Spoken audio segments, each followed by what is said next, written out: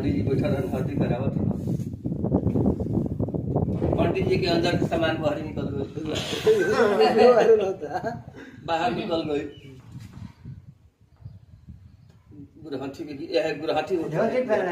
गिरावत रही सब टीका बना लैला भसुर डेबिया में खोल के ऐसा गाड़ी देव भसुर तारा के चुन के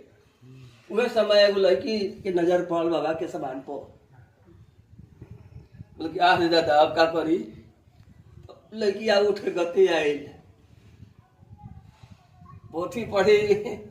पढ़ी कैसे गई नहीं भुलाई हो